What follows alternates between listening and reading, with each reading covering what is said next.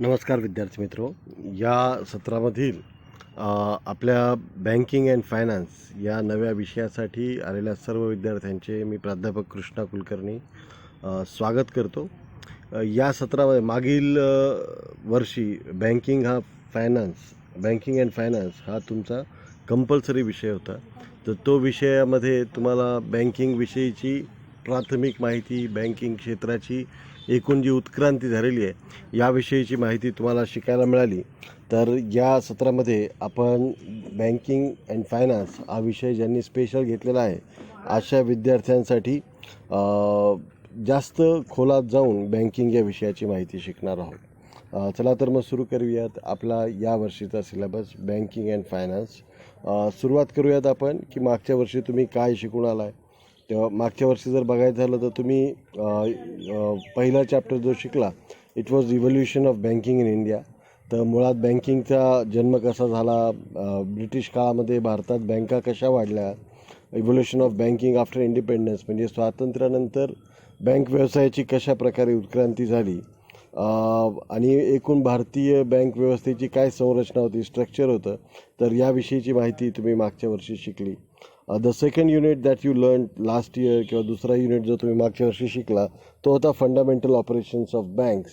म्हणजेच काय की बँक व्यवसायाशी संबंधित असणारी जी मूलभूत ऑपरेशन्स आहेत, काम आहेत बँकेची, तर त्याविषयीची माहिती तुम्ही शिकला. ज्यामध्ये primary and secondary functions of banks म्हणजे बँकांची प्राथमिक आणि दुय्यम कार्य, त्याचबरोबर टाईप्स ऑफ अकाउंट होल्डर्स, त्याचबरोबरीनं वेगवेगळ्या प्रकारचे अकाउंट्स कसे ओपन करायचे आणि ऑपरेट करायचे, त्याचबरोबरीनं जर त्यांचं ट्रान्सफर आणि क्लोजर करायचं असेल तर काय केलं पाहिजे, याविषयीची माहिती देखील तुम्ही मागच्या सत्रामध्ये शिकला. त्यानंतर जो तिसरा चॅप्टर तुम्ही शिकला तो होता तो म्हणजे प्रिन्सिपल्स ऑफ लेंडिंग.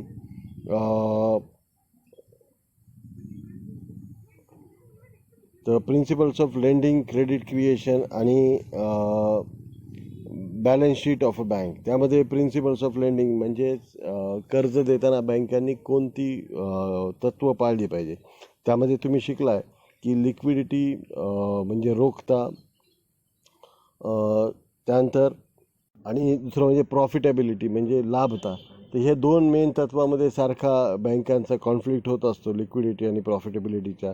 त्याचबरोबरीनं तुम्ही शिकलाय की मल्टिपल क्रेडिट क्रिएशन म्हणजे कशा प्रकारे बँका बहुविध पद पैशाची निर्मिती करतात आणि बँका रिझर्व्ह बँक जरी आपल्या चलनच्या नोटा छापत असली तरी the real money in the economy is created by banks, की या बँकांचा जो खरा पैसा जो आहे अर्थव्यवस्थेमधला तर तो रिझर्व्ह बँकेने छापलेल्या पैशाच्या अनेक पट असतो आणि हा क्रेडिट मनी तयार करण्याचं काम ह्या मध्यवर्ती बँका न करता व्यापारी बँका करत असतात.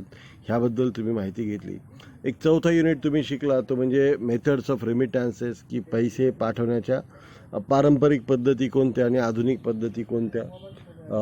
FY BComच्या दुसऱ्या सत्रात तुम्ही शिकला निगोशिएबल इन्स्ट्रुमेंट.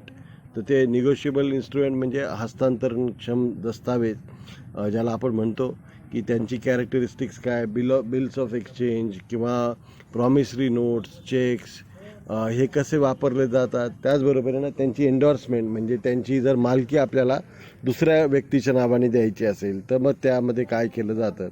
याचबरोबर एक दुसरा महत्त्वाचा भाग तुम्ही शिकला तो म्हणजे टेक्नॉलॉजी इन बँकिंगमधील तंत्रज्ञान. तर या बँकिंगमधील तंत्रज्ञानामध्ये बँकांमधील तंत्रज्ञानाची गरज, कोणकोणते सोल्युशन्स या तंत्रज्ञानाच्या मार्फत बँका उपलब्ध करून देत असतात, नवीन कोणकोणते इनोव्हेशन्स सध्या बँक व्यवसायामध्ये आलेले आहेत, युनिव्हर्सल बँकिंग म्हणजे काय याबद्दलची माहिती घेतली. जो तिसरा धडा होता तो म्हणजे Indian banking in global perspective, जागतिक बँकांच्या दृष्टिकोनातून भारतातील बँका ह्या कुठपर्यंत आहेत याविषयीची माहिती देखील तुम्ही शिकला. आणि जो चौथा धडा होता तो म्हणजे review of monetary policy of RBI in preceding years, annual report of RBI in preceding year, की रिझर्व्ह बँक ऑफ इंडियाची जी वार्षिक मौद्रिक नीती असते ज्याला आपण मॉनिटरी पॉलिसी म्हणतो, तर त्याच्यामध्ये काय बदल झालेले आहेत याबद्दलची माहिती तुम्ही शिकला असाल. कदाचित वेळेअभावी एखादा चॅप्टर तुमचा झाला नसेल ऑनलाईन असल्यामुळे, तर काही हरकत नाही, आपण यावर्षी हा भाग कवर करूया. हा जो आपला एकूण बँकिंग विषय आहे तर तो बायलिंग्वल आहे. बायलिंग्वल म्हणजे हा मराठीतही तुम्हाला याचे पेपर देता येतील आणि इंग्लिशमध्येही पेपर देता येतील.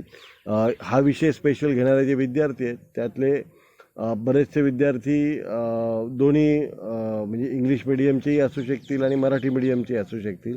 त्यामुळं आपण आपल्या ज्या एकूण जे लेक्चर्स होणार आहे त्याचं माध्यम देखील बायलिंग्वल असेल, म्हणजे दोन भाषांमधनं हे सर्व तुम्हाला ऐकायला मिळेल.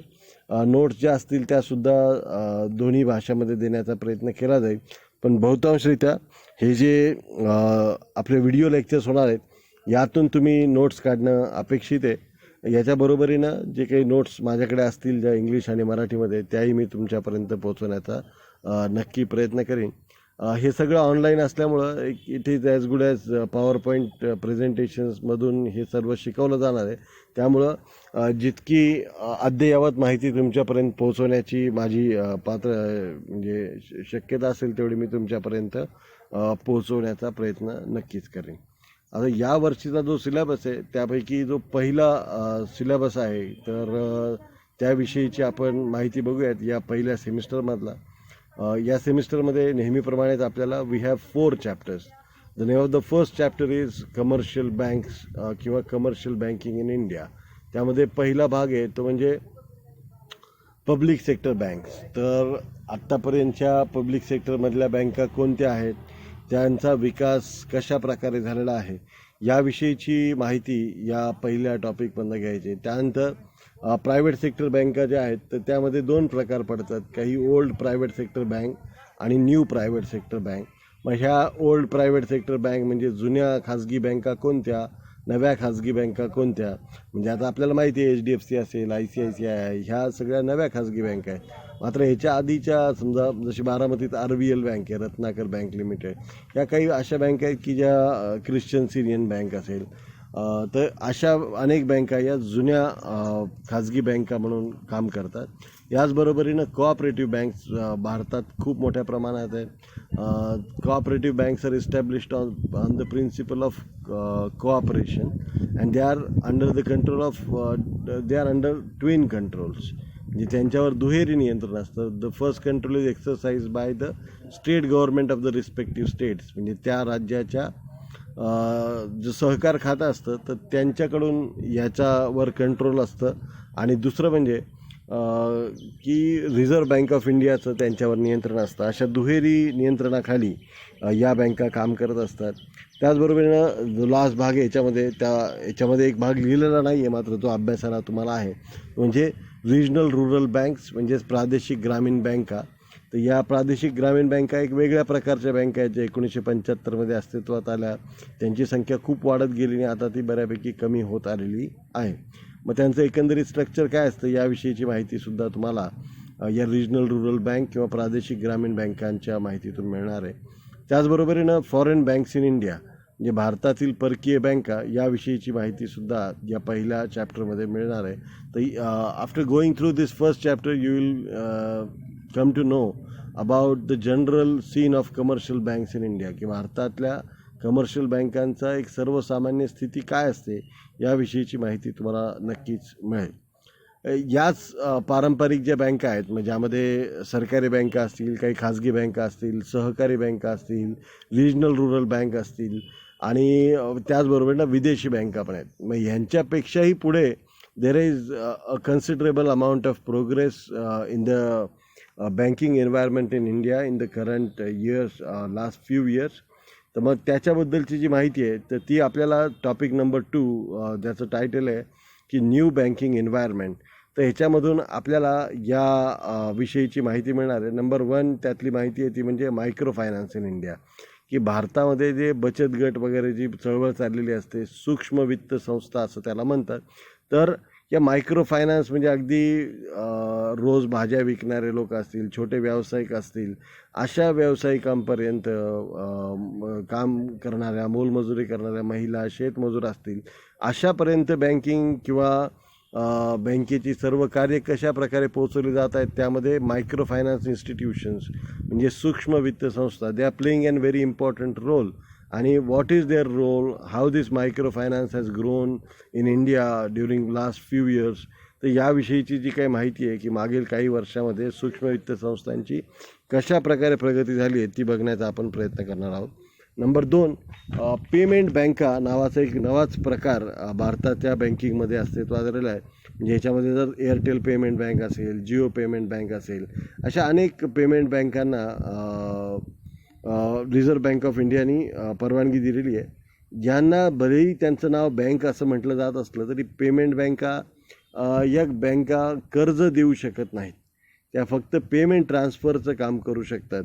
तर त्याचबरोबरीनं एक स्मॉल फायनान्स बँका नावाचा एक नवीन ग्रुप आलेला आहे. आजकाल आमिर खानची जाहिरात तुम्ही बघत असाल, AU स्मॉल फायनान्स बँक. तर ती AU स्मॉल फायनान्स बँक असेल किंवा उज्जीवन स्मॉल फायनान्स बँक असेल, तर अशा प्रकारे वेगवेगळ्या नव्या बँकिंगच्या संस्था या अस्तित्वात आलेल्या आहेत. त्याचबरोबरीनं आपल्याला बघायचं की व्हॉट इज ग्रीन बँकिंग, की सगळे बँकिंग विषयक व्यवहार करत असताना ते व्यवहार पर्यावरणाशी कसे पूरक असतील, how they would be beneficial or how they would contribute for the benevolence of our environment. तर ह्याविषयीची माहिती आपल्याला या ग्रीन बँकिंगमधनं घ्यायची आहे. आणि एक लास्ट भाग या दुसऱ्या चॅप्टरमधला ज्यामध्ये न्यू बँकिंग एन्व्हायरमेंट आहे ते म्हणजे इन्व्हेस्टमेंट बँकिंग. इन्व्हेस्टमेंट बँकिंग म्हणजे आजकाल तुम्ही बघताय बँकांचे व्याजदर वगैरे कमी झालेले आहेत. बँकांना बँकिंग व्यवहारातून मिळणारे जे काही फायदा आहे तो कमी आहे. मग बँका काय करतात, गुंतवणुकीला चॅनलाइज करायचं काम करतात, की ज्यांच्याकडे पैसा आहे त्यांच्याकडनं तो गोळा करतात आणि ज्यांच्याकडे नाही त्यांच्यापर्यंत ते पोचवण्याचं कार्य बँका करत असतात. मग अशा प्रकारे हे इन्व्हेस्टमेंट बँकिंग याच्या माध्यमातून मग वेगवेगळे फिक्स डिपॉझिट्स गोळा करणं असो, म्युच्युअल फंड असो किंवा स्टॉक मार्केटमधली जी शेअर बाजारातील जी गुंतवणूक असो, त्या सर्वांच्या माध्यमातून बँका काय करतात, इन्व्हेस्टमेंट बँकिंगला प्रोत्साहन देतात. हे इन्व्हेस्टमेंट बँकिंग म्हणजे काय याविषयीची जी डिटेल माहिती आहे तर ती तुम्हाला ऐकायला मिळणार आहे. तर ते ऐकायला आणि शिकायला मिळणार आहे ते आपल्या दुसऱ्या टॉपिकमध्ये, ज्याचं नाव आहे न्यू बँकिंग एन्व्हायरमेंट. नंबर 3, तिसरा चॅप्टर आहे नॉन परफॉर्मिंग ॲसेट्स. अलीकडे तुम्हाला माहिती आहे की बँका कर्ज देतात पण अनेक वेळा ते कर्ज बुडवले जाण्याची सुद्धा खूप मोठी शक्यता असते. तर अशी कर्ज की ज्यांच्यावर बँकेला मुद्दल आणि व्याज यापैकी काही परत मिळत नाही 3 महिन्यापेक्षा जास्त काळासाठी, अशा मालमत्तेला नॉन परफॉर्मिंग ॲसेट असं म्हटलं जातं. मग हे NPA म्हणजे नक्की काय, NPAचा परिणाम काय होतो, मग अशा प्रकारे कर्ज बुडवणाऱ्या लोकांवर काय कारवाई होते, त्यासाठी कोणते कायदे संमत करण्यात आलेले आहेत, त्याची कारणं काय, त्याचा परिणाम काय होतो आणि मग अशा प्रकारे जे आहेत तर ते कशा प्रकारे वसूल करता येतील याविषयीची माहिती आपल्याला शिकायची आहे. तर ती आपल्या चॅप्टर नंबर 3 ज्याचं नाव आहे नॉन परफॉर्मिंग ॲसेट्स याविषयी आपल्याला शिकायचं आहे. And the last and the fourth chapter of the syllabus of this third sem or the first sem in second year is Reserve Bank of India. What is the purpose of establishment of Reserve Bank of India, how it has evolved over last few years, why it was nationalized and how its role has grown over past few years याविषयीची जी माहिती आहे, so that will go through this fourth chapter. RBIचं organisation म्हणजे संघटन काय, म्हणजे governor जरी तिचा प्रमुख असला तरी त्याचबरोबरीनं मग इतर लोक काय काम करत असतात, किती डेप्युटी गव्हर्नर्स असतात, किती ठिकाणी त्याचे ऑफिसेस आहेत, प्रिंटिंग प्रेसेस आहेत, ते काय काम करतात, त्यांचे काय फंक्शन्स आहेत रिझर्व्ह बँक ऑफ इंडियाचे वेगवेगळ्या भागांचे. त्याचबरोबरीनं how the Reserve Bank of India controls the entire credit availability in the country याविषयीची जी पॉलिसी असते तिला आपण मॉनिटरी पॉलिसी असं म्हणत असतो. मॉनिटरी पॉलिसीची व्याख्या सांगायची झाली तर how the central bank of the country affects the availability and the rate of availability of credit or finance in the economy is non as monetary policy. आपल्या देशामधील एकूण कर्जासाठी उपलब्ध असणारा पैसा आणि त्या पैशाला द्यावा लागणारा व्याजदर, तर यांच्यावर प्रभाव टाकणारी मध्यवर्ती बँकेचं जे धोरण असतं तर त्या धोरणाला आपण काय म्हणत असतो, मॉनिटरी पॉलिसी असं म्हणत असतो. तर भारतात ही मॉनिटरी पॉलिसी मध्यवर्ती बँक म्हणून रिझर्व्ह बँक ऑफ इंडिया चालवत असते.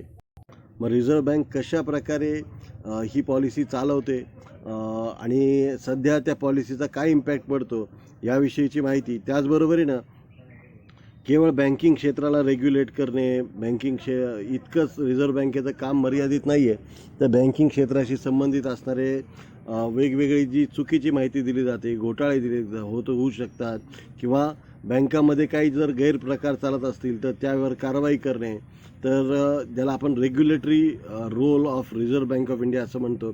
त्याचबरोबरीने रिझर्व्ह बँक ऑफ इंडियाने मागील जवळपास 1935 पासून ते आता या 2021पर्यंत अनेक संस्थांचं प्रमोशन केलेलं आहे. प्रमोशन म्हणजे त्या संस्थांच्या स्थापनेमध्ये मोठी भूमिका पार पाडलेली आहे.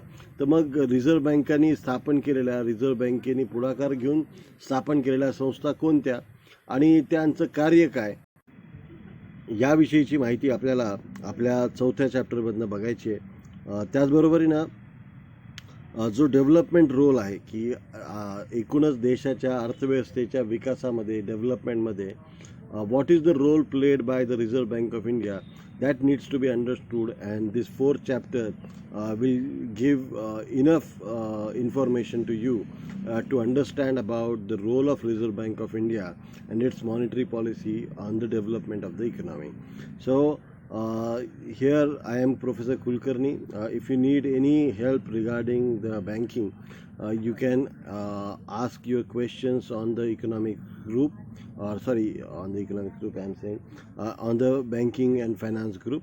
So you can send me a personalized message if you have any problems regarding the banking finance subject. So this was the introduction of the syllabus. We'll stop here.